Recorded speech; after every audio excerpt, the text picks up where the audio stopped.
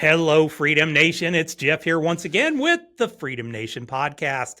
And today I've got a fellow Texan on the interview, which is going to be a lot of fun. We're not too far apart from each other. Chance McClain. Now, Chance has been in the production field, video and things like that for many years. He worked for other people and then launched off and started his own production company, as well as another side business that I think you're going to be really interested in, where he interviews people for their posterity and their family. So I think you'll really enjoy this. Stay tuned. We'll be right back on in a second. All in you. Everything you're looking for, it's all in you. You gotta believe that it's all in you. You're searching for, it's all in. Hello, Freedom Nation. Welcome to the show. And I've got Chance McClain on. How are you, Chance? Well, howdy there, Jeff. I just loved it. No, I'm just kidding. You said I'm from Texas. So. Oh, I know. Well, you know, it's funny. You get to talking to some people out in deep East Texas, and my East Texas roots, they start coming through. And next thing I know, I'm just like, well, man, it's so nice to meet you. Oh, I know. Same thing for me. I mean, I originally, I was born in Hawaii and spent like the first few years there. And then, over the years gone back, and I can roll right into the patois, within about a half a day, I'll roll right into the patois and I sound like I've been there forever. So I feel you, man. All right. Well, why don't we lead off? Tell us a little bit about your story. How did you get from college to getting, working for a lot of other people and then going off and really starting your own show? Yeah, man, I could do the 3-hour version or the 30-second version, but let's go somewhere in the middle of that. Somewhere in the middle. Sure. Yeah. So I grew up north of Houston and did like I was the everything in high school, dude. I was, multi-year letterman, multi-sports. I was the lead in every play. I was the president of my class all 4 years, academic All-American, went to Austin, University of Texas on a full ride academic scholarship. Nice. and failed out immediately. Bomb, face plant, dude. And then I decided that perhaps matriculating at such an esteemed university wasn't right for me. So I transferred to Stephen F. Austin, which is for your audience outside of Texas, it's kind of a party school. And I did. And I had no more luck there. But I met a girl, fell in love, eloped, like all responsible people do. And I eloped. We got married on one day. 11 days later, I'm off to boot camp, joined the Army. I served 4 years proudly between the wars, so no overseas service. The way I like to tell it, I was a light infantry medic in the Army, and I was in Seattle during grunge. That's how awesome it was. I was up at Fort Lewis, Washington. Nice. And yeah, it was beautiful. Loved it. Very proud to serve. Still connected with some of my soldier friends from back then. But yeah, I got out, I'm now married. When I got out of the Army, I had a son, and I had time to get more responsible, right? So I had a series of sales jobs and everything. I worked in uniform sales. I worked in downhole oil fields, so worked in an oil patch for a while. While I'm doing all this, I'm like doinking around with music and things like that. And I wrote a song that went viral. Okay. It was about Yao Ming, the basketball player in 2003. And what viral to your younger audience meant in 2003, this is pre like Friendster. Okay. This is back in the day. It means it was in all the newspapers, and it was on CNN and ESPN and the David Letterman show. It was like, it went viral. Of course, there's no money in that, but I did parlay it into a radio job. Right. Okay. So I got hired as the creative director of a CBS sports radio station. I'm big into sports too. Within a few years after that, me and some buddies started our own radio station. So now I was the program director. Nice. While we're doing radio, think about where you are in time in the mid 2000s. It's this convergence of digital technology and NLE editing and audio editing and digital audio works. Well, I was doing all that crap. So I started getting into video. Yeah. Made a movie, a musical movie, released it online, got nominated for a streaming, got to go to LA for a big red carpet thing. That was a lot of fun. Wrote a off-Broadway musical like most people that dip Copenhagen do. I found myself in New York with a teen romp musical, which was a blast. 2011, I leave radio because I'm now super into video and started doing I listened to a bunch of your interviews, Mr. Kikel, and I'm not your first video guy, right? These people that have this in their background. Mm-hmm. And I was like them, anything on any screen, give me money. Yep. I'll do my best and try to make it great. And so I started doing some TV commercials, some political crap, some just anything, literally internet videos, give me money, I'll do it. And then in 2014, a buddy of mine from the radio world said, hey, my dad is turning 75. And can you sit down with him and just talk to him about growing up in East Texas and what life was like? My kids, they're not at an age where they care about their football particularly, but they eventually will be. Yeah. So I'm like, okay, sure, you got it. So he's you got like, the money, honey. I got the time. Yeah. No, this was no money. This was a total favor. Total favor. I'm like, yeah. He's like, you'll do it. I said, yes, of course, Michael. I'll be happy to. So he's like, okay, he'll be at my house tomorrow at noon. And he's terrified. He doesn't want to do it. And he had a very rote job for a 45-year career at DuPont. Okay. Good luck. Good luck. And I'm like, oh, all right, great. So this is going to be miserable. Oh, man. I was terrified, dude. I was kind of afraid of old people back then. Not afraid of them, but different sense of humor. Yeah. I was afraid I'd drop an F-bomb or something. I want to be respectful. Yeah. Anyway, set the camera up. And literally just started chit-chatting. Like, so you grew up in, Well, that turned into the first Heritage film. And he talked about it on air and said, oh, y'all know, I do skits and stuff on his show. I do songs and crap. Mm-hmm. He's like, he sat down with my dad and made this amazing thing. So a few people are like, hey, can you, I want to do that with my mom. So I'm like, yeah, I pulled a price out of my butt and did it. I did some people's moms, but yeah. And then, sorry. Okay. The less funny part, about a year later, my dad tells us that he's got stage 4 pancreatic cancer. Oh. It's my stepdad, but my dad for all still, purposes. Yeah. And is crushing. He's like, they say I've got 12 to 18 months. We're just floored. It's Thanksgiving. We're around the campfire out at my property. And I said, hey man, it's a stepdad, right? So I don't know much about his past. So I said, dude, would you sit down and do this? And he said, of course. Well, Michael, my friend, the radio host, agreed to do the interview. And a long story short, 2 months later in January, they sat down to film on Tuesday, and he died Sunday. Oh my gosh. It was 2 months, not a year. And it was only after that we were at the viewing. We're sitting in his Tahoe drinking bourbon, and said, this might be there might be other people that want to do this.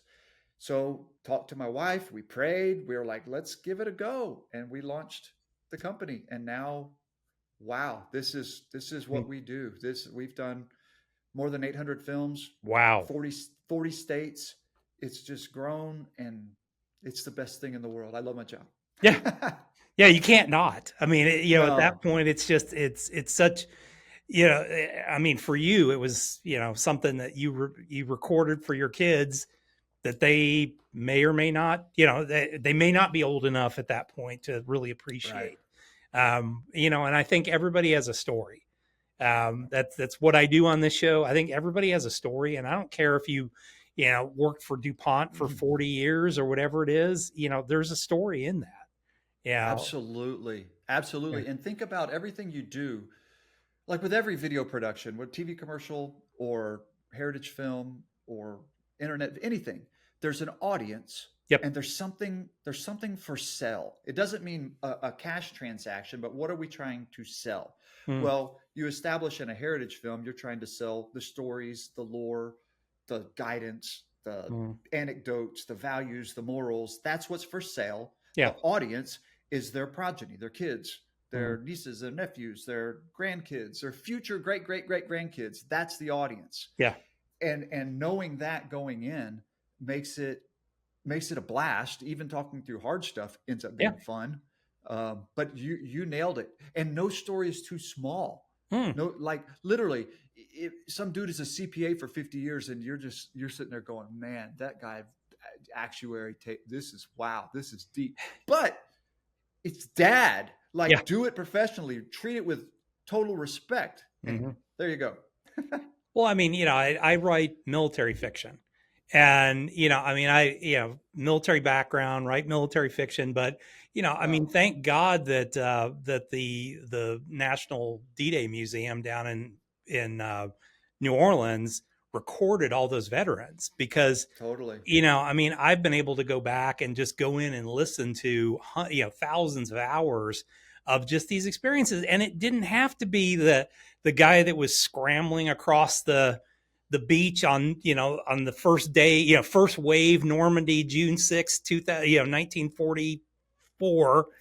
But maybe the supply guy that came in June 9th of 1944, who came in and then brought supplies to all those guys that had been there for 3 days fighting hard and everything else. So man, it's killing me right now because I am an interviewer and I'm like, okay, tell me more. Well, Jeff, all right, so you write military fiction. Dude, when I was in the Army, I was stuck in the back of my Humvee ambulance on a 45-day FTX. Yeah. And I had the whole series of W.E.B. Griffin, The Brotherhood of War. Yep. Love those. Love those books.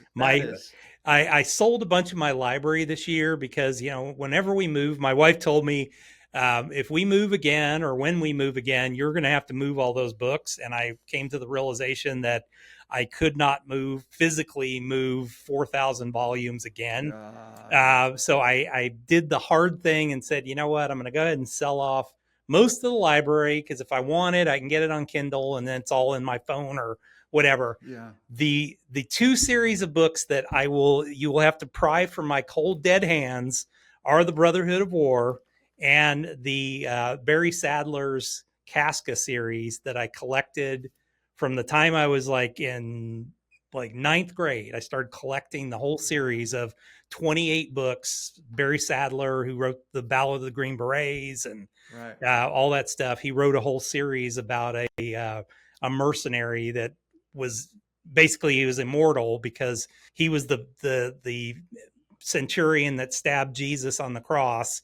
And so it made him immortal for the rest of his life. And one of the best series books. I mean, it's, I got to the end. It was just, he was just pumping them out to make money at that point. Yeah. So they weren't as good as they were at the beginning, but those are the type of things that really made me who I am. And, I've written a crap ton of nonfiction, but yeah, I mean, I started writing fiction because I've loved the military and, have a Fort Lewis connection because I was a Ranger and had some really good friends that were at Lewis with Second Battalion up there. So. Second Battalion. I was the whole time I was there. I was assigned to Second Battalion. Not the whole time, but about 2 years. I wasn't in the Rangers. I was the actual medical support for when you idiots would really break your ankles. Like pretty much, yeah. Your docs were going through war games, and they would be, oh no, we actually got.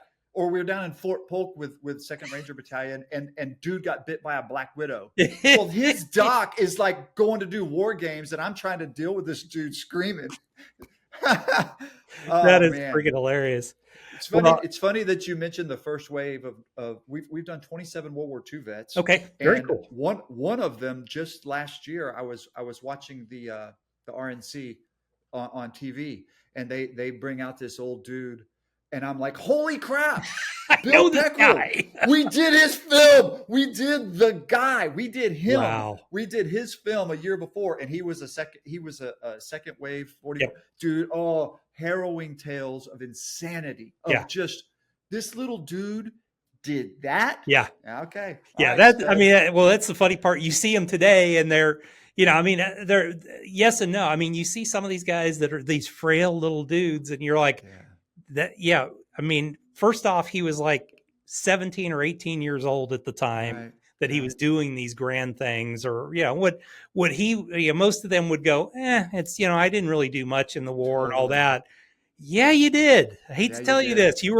Many of you were away from home for 4 straight years, and there's a lion in a lot of those little old men. I swear to God, there's a lion in there. Well, and we would still see a few of the paratroopers, and that once a paratrooper, always a paratrooper. I don't care if you're 90 years old.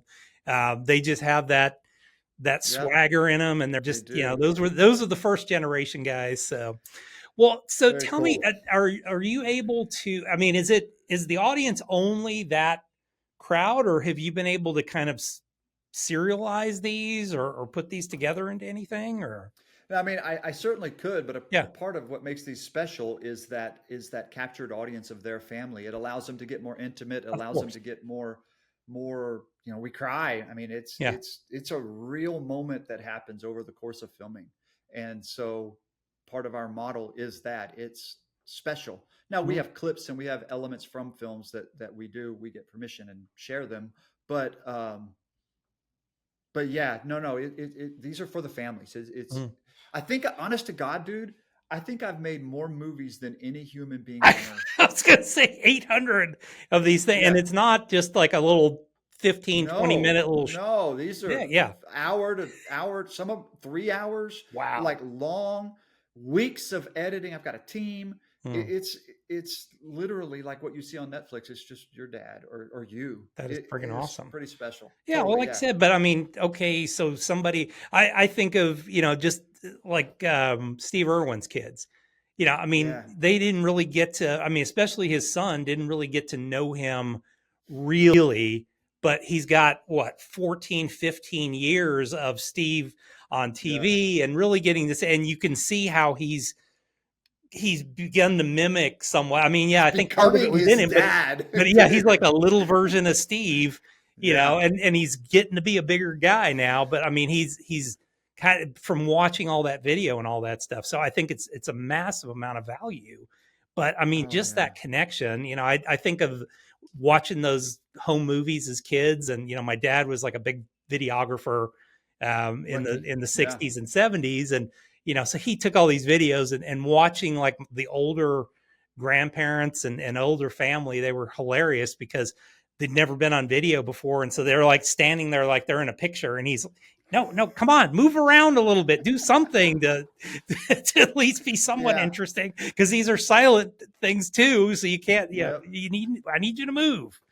They've So, seen it all. Yeah, Hunter. I like literally. I can picture those. I can picture those people, man. And over the years, from the volume, we've learned things like the attire, like what people were wearing back in the okay. day. Like when you see some lady now who was 17 in 1968, Yeah. that's like go-go boots and Yep. crazy short skirts, and you get these pictures. You're like, dude, grandma got it going on. Well, yeah. Well, I mean, the funny thing, like my old boss, when I worked for Fidelity Investments, we were sitting there just talking. It was like we were at an event, and it was away from work and everything out, and we're at this event, and Jim and I are sitting here talking, and next thing he starts talking about when he was at Woodstock, and I'm like, Oh yeah, yeah, seriously, man, you were at Woodstock, and I mean, Jim was like, he was total hippie crazy totally. man, and then by the end of his working career he's like this pretty tight-laced financial guy, and Yep. short hair and suits and ties and everything like that, and I'm like, dude, you were at freaking Woodstock. I want to Yep. talk about that. I don't want to talk about anything we Totally. do. Yeah, that is, yeah, you exactly yes, all the Yeah, above. And what happens, and a tip for you and your audience, look at people's eyes like they're eyeballs when yeah. you talk to them, because our eyes don't change a ton, Mhm. and you can actually connect and not look at somebody like they're 60, 70, 80, 90, 100 years Yeah. old, and just freaking talk. And it's liberating to talk to people. Like when I started this, I would kind of go in there and use grandma speak. So you're doing it, and then you learn real quick, like, oh my God, they're Grandma was a just badass talk. hippie with Grandma, go-go yeah, boots on. yeah, or even like the generation before that, they're like, so how did you and Bill meet? Well, he would come courting, and I'm like, okay. I do, by my third film, I'm like, he was trying to get in your pants, wasn't he? She's like, well, Oh, yeah. hell yeah. They can talk like people. Yeah, yeah, and they're not, they weren't all this little, buttoned up, leave it to Beaver, Yeah, all that stuff. No, they were actually, they and were. you go back, even if you read way back in history. I mean, you start reading some of the literature, and it's like, okay, they're not too different from us. I tell No, you that's it. this. All the world's a stage. That whole thing, it's true. The Yep. costumes change, the vernacular changes, But but it's people, but they're the same. Yeah.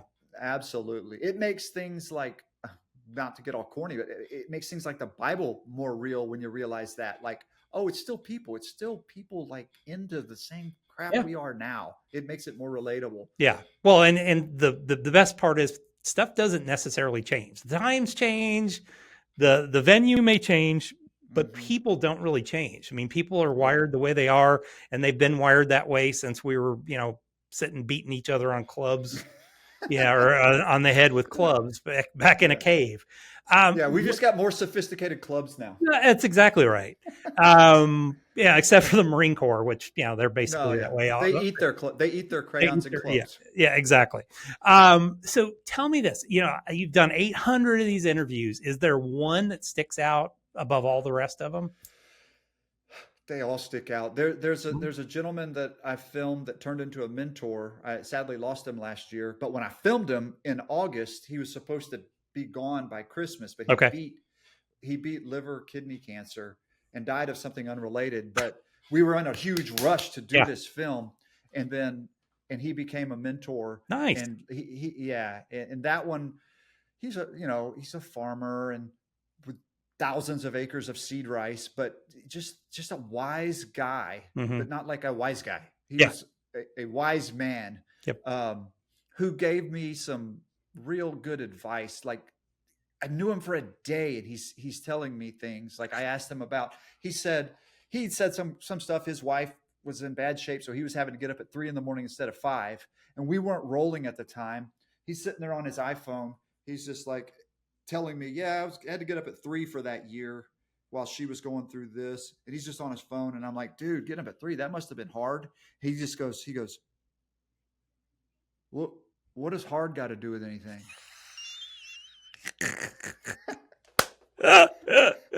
Dude, he's like, Yeah. hard. That's a random adjective. This crap is gonna get done. Yeah. And I'm like, oh, and it has to get done. There is no there's there no is no option. Yeah. None. That's the thing I love about farmers and ranchers. They just live in a different world from the rest of us, because there is no failure. There is no I got sick today and I couldn't get up, or I don't give a shit day because That's I just don't care. I mean, the reality is, you know what? Stuff relies on me to be there, and nobody else is going to do it unless it's me. That's exactly right. Awesome. There. Yes, sir. Definitely. As ag families. As or FDR said, or the guy who was playing FDR in the film Pearl Harbor. I was in that. Yeah. Oh, you were? Yes. No, I love when the it's supposedly a sub commander that came up with the idea of the Doolittle raid, and FDR in the movie's like, I like sub commanders. They don't have time for bullshit. Yes. Yeah. So true. So the little aside is, okay. It was 2000.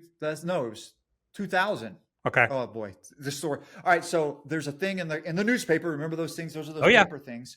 There's a thing in there that they wanted former soldiers and sailors. I had gotten out of the Army in 97. I was still relatively in Army shape. They wanted former soldiers and sailors to apply to be extras in a big Hollywood movie that they were going to shoot on the battleship Texas. Nice. And I'm like, yeah. So I signed up for it, got picked. Okay. I had to, what do you call it whenever your wife's pregnant and they have a due date?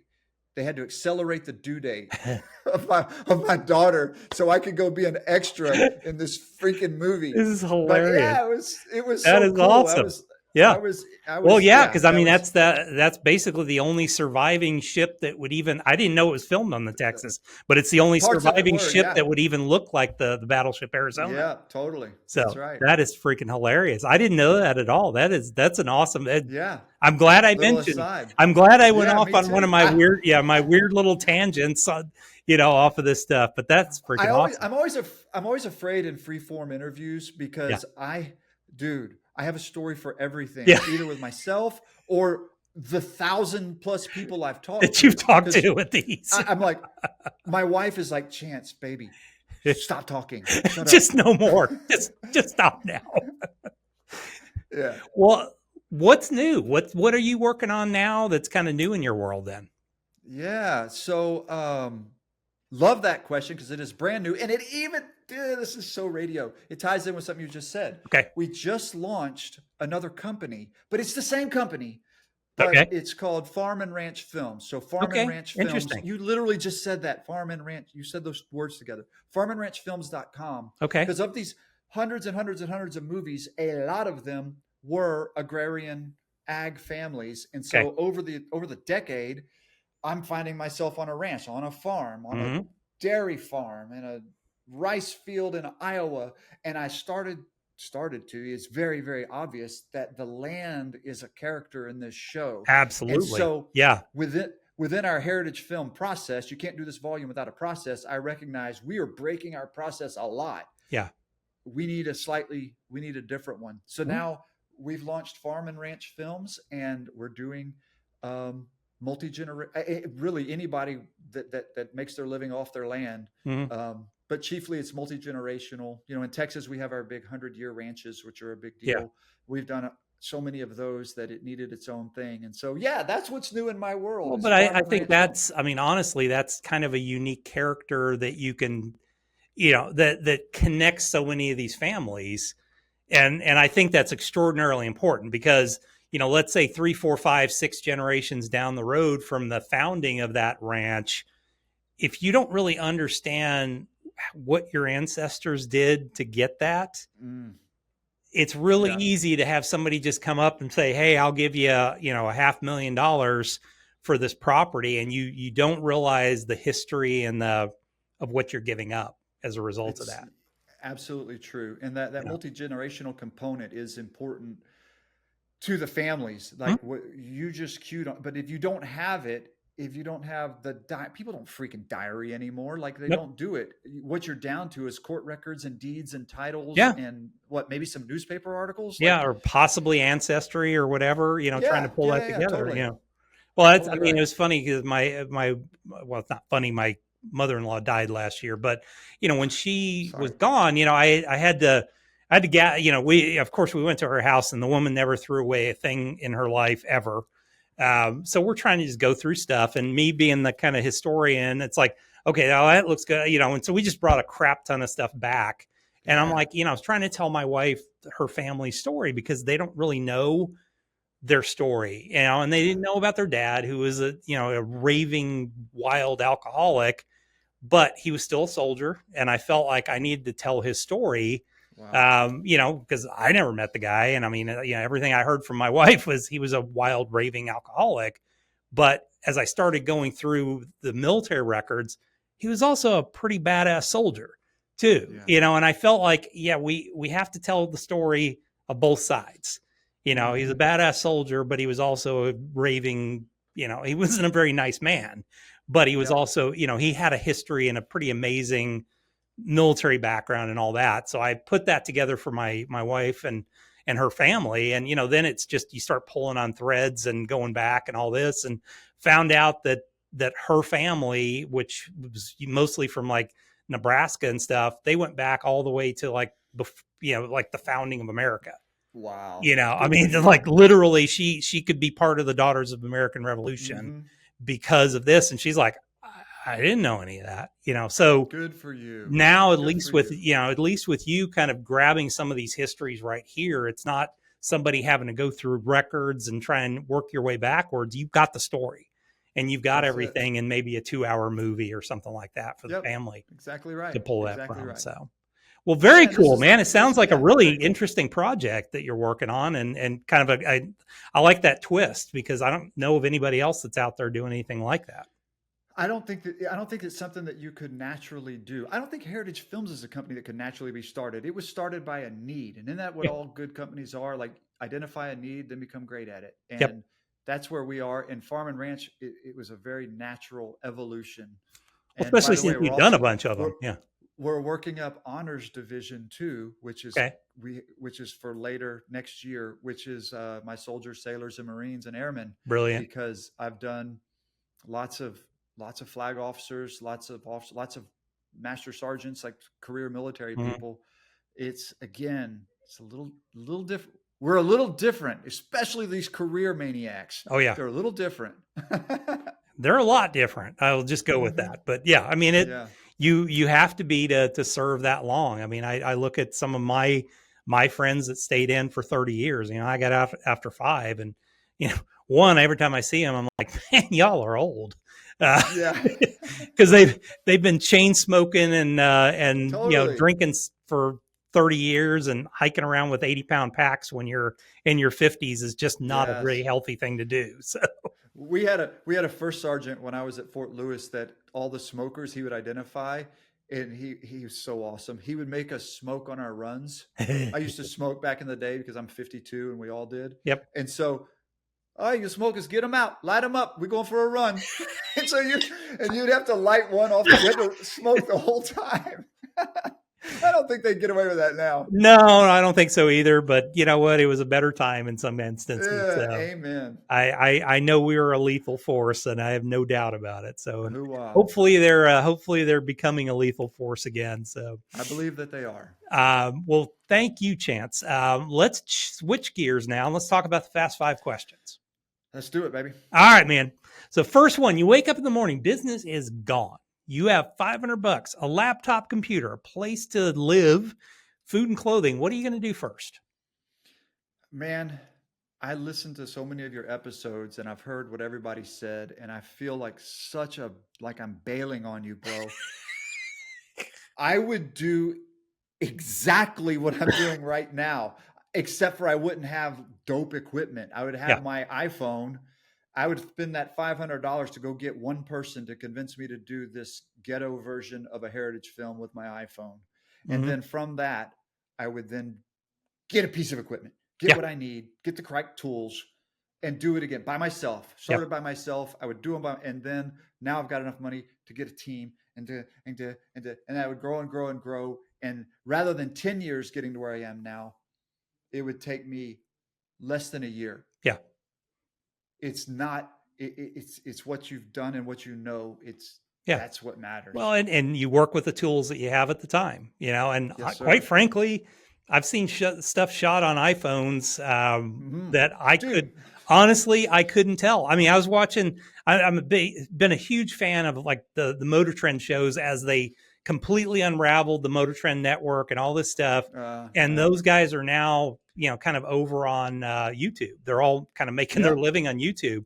And I've heard so many times they're like, yeah, I'm shooting this on my iPhone. And I'm like, dude, I couldn't tell the difference between when they were shooting with professional cameras or they're shooting on an iPhone. I mean, the phones have gotten so damn good. So good. We use we use iPhones on every film. We've got really nice Sony cameras and all that. Sure. Crap. But guess what? Sometimes the right tool, like we had this dude that had this sick koi pond. Okay. Well, I'm not dipping my freaking Sony underwater, but your iPhone, you just film the fish underwater and bring it out, back under, back up. Somewhere in there's a good shot. Move on to the next one. That's awesome. Yes, sir. That is awesome. Okay. Second question. What's your biggest business mistake you've ever made? Okay. I could list 1,000. Okay. All day. Biggest, it's like pick one. I'm going to share that early on. I had some early success and some people that signed up early. And so I did what I think all new business owners and entrepreneurs do. I got out my Excel, dude, and I started saying, I did this, so therefore I can project this, and this is where we're going. I need to use this money, hire these 5 people, buy these cameras, and then I'll be a millionaire. Yeah. And I literally was I had projections of like $1 million a month by year 3. Yep. And still waiting for $1 million a month. But you have the plan when you get there. Yeah. I literally still have the Excel sheets. Yep. But what that caused, Mr. Kikel, is I had this delusion that I had to live with for a while. So now when I'm having real freaking awesome successes, they felt like failures. Yeah. Because I had an unrealistic Excel spreadsheet. Yep. That is a massive mistake. I can't get that year back of me thinking I was something I wasn't yet. I didn't get burned enough yet. Yeah. There you go. That's and I mean, the advice I give every new business owner is do those projections. Now, double the amount of time that it's going to take, at least, double the amount of money, and subtract about half the amount of profits that you projected. Totally. And then you'll probably still be wrong, but at least you won't feel so bad when you do it. Well, hopefully the mortgage goes through that month so that the next month you can try. You are not a real business owner until you've had to decide to pay your employees or your mortgage. So then you become a real business owner. I'm a real business owner from years ago. What's a good book that you'd recommend for our audience? I'm going to give you two. One, I imagine you, I haven't heard anybody say it, but I only listened to 8 or so episodes. Rocket Fuel. Are you familiar with Rocket Fuel? Sounds good. Yeah. Gino Wicklow. It's very good. Yeah. Wickman. Yeah. That one was very important to me because my wife and I run the company together and she's crazy introvert, like hide over there, not talk. And I'm me. And we learned about that book and it's like, we are cartoon characters from that book. Yeah. Like I'm the visionary, she's the integrator. And I would encourage anybody that has their own thing going right now. And you may be the analytical nerd person and wonder what the WTF is going on. Or you may be the spaz like me who's like, why won't the budget balance? And what you probably need is your counterpart. Yeah. And we discovered that. So that's the first one that I figured would be applicable to a lot of your audience. I think it's awesome too. And it's a great book. Yeah. I work with my wife too. So it's good for you. Kind of a weird, strange conversation we're having here. Yeah. And then one that I would like to share with you that I would doubt anybody in your audience, but now that I know you write, dude, maybe you have. And if you haven't, I'm telling you to get it. It's called Invisible Ink by Brian McDonald.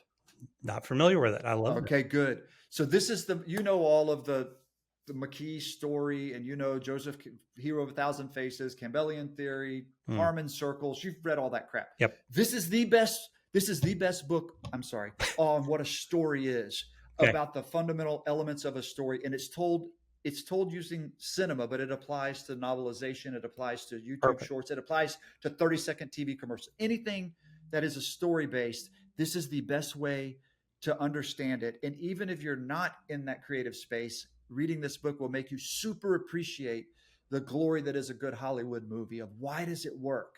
It's called Invisible Ink by Brian McDonald. I highly recommend it. That's going to go on my reading list right away.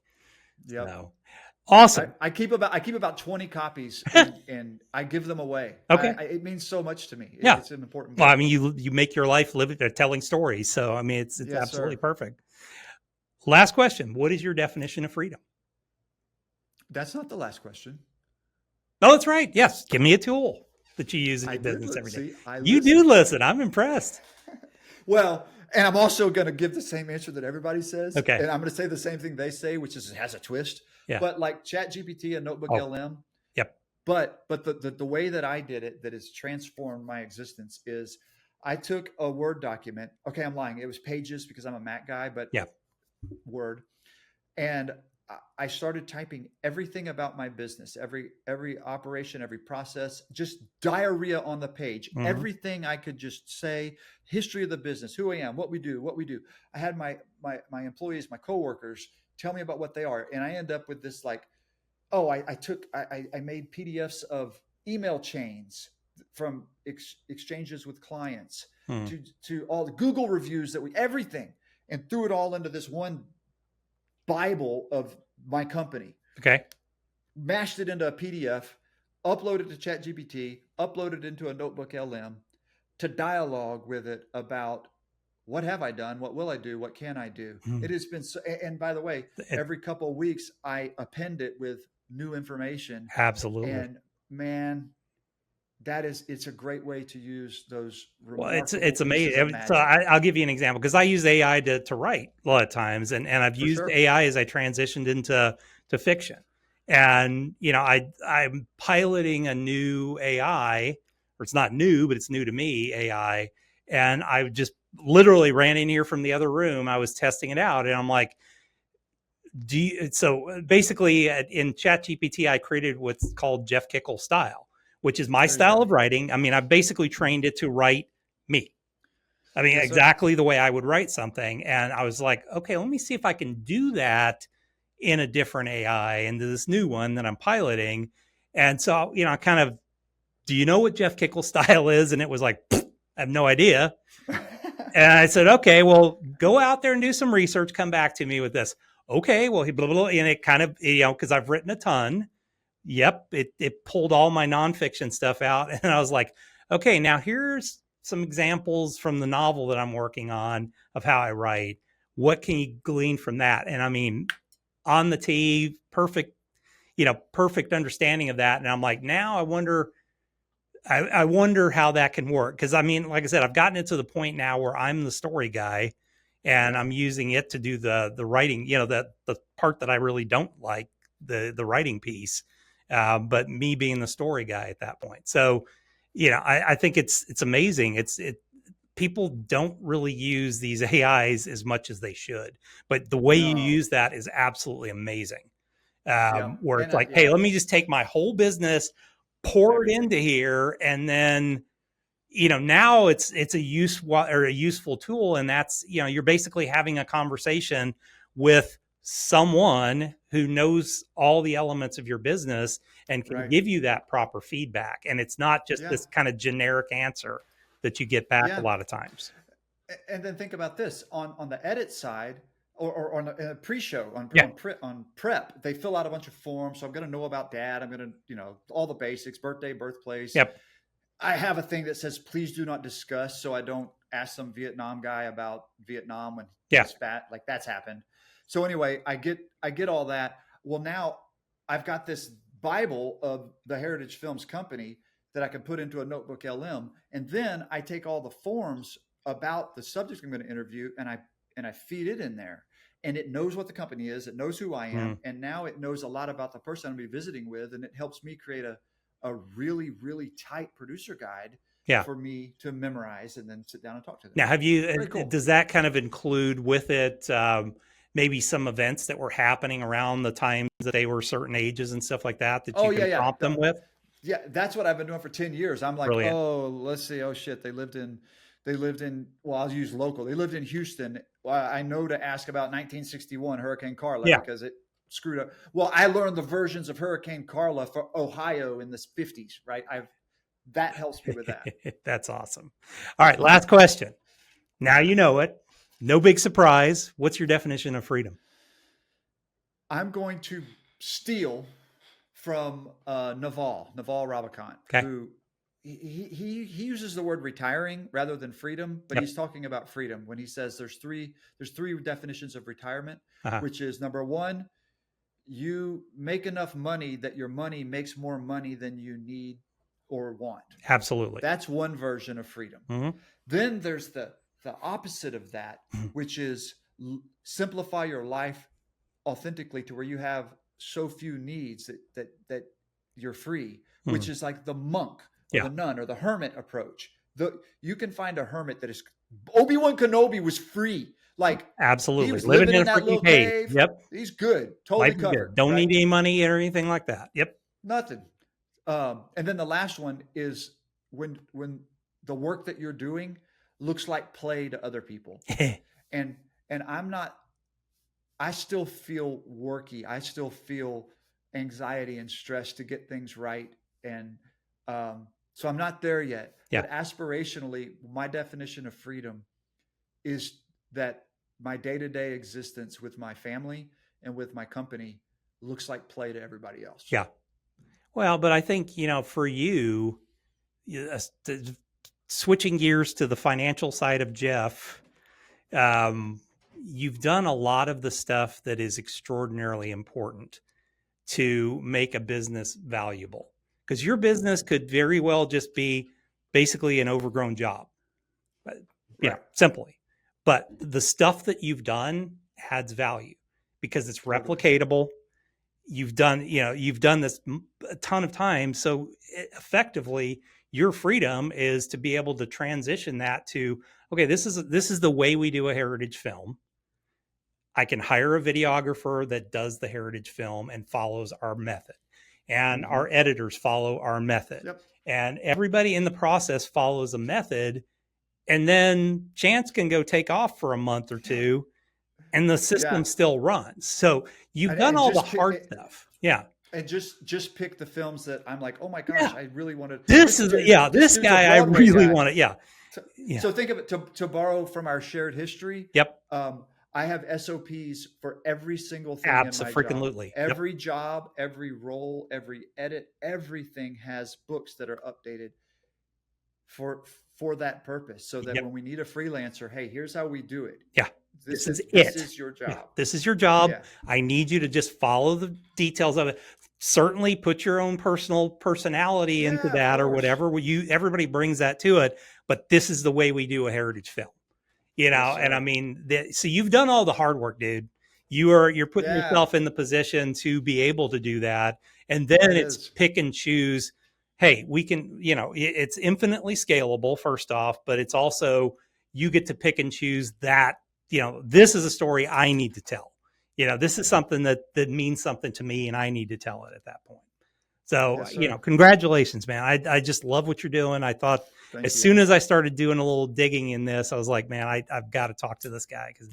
Thank you, Jeff. I love it. Very impressive, man. Well, thanks a lot. So if anybody's interested, maybe they want to do a heritage film, maybe they've got a farm and ranch thing, maybe they've got something for that future stories about military and all that stuff. Where's the best place to find you and learn more? Yeah, you can go to yourheritagefilm.com. Okay. And another bit of recommendation, don't put a homophone, Y-O-U-R, not Y-O-U-R-E. Yourheritagefilm.com or you are a heritage firm. Yeah, totally right. Y-O-R-E. No, yourheritagefilm.com. Or now you can go to farmandranchfilms.com. Yourheritagefilm.com, farmandranchfilms.com. And that's how you find us. Well, we need to untexanize this too. So it's Y-O-U-R, not Y-O-R.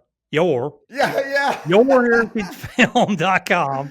YORHRTAG.com. Your heritage farm. Yeah. Well, thanks so much for being on, Chance. It was an absolute pleasure, man. I just enjoyed interviewing you. You are just I'm so glad that you're out there telling people stories like this. So I love telling people stories, and I love the fact that you're doing what you do. So thanks for being on the show, man. I really appreciate it. Jeff, thank you. Thank you so much. And folks, reach out to him. We'll put all that stuff in the show notes, and make sure, as I always tell you, that you have hit that subscribe button. Love to hear comments, and please share this with somebody out there who may be looking for a heritage film. So thanks a lot, and we'll see you guys back here the very next time.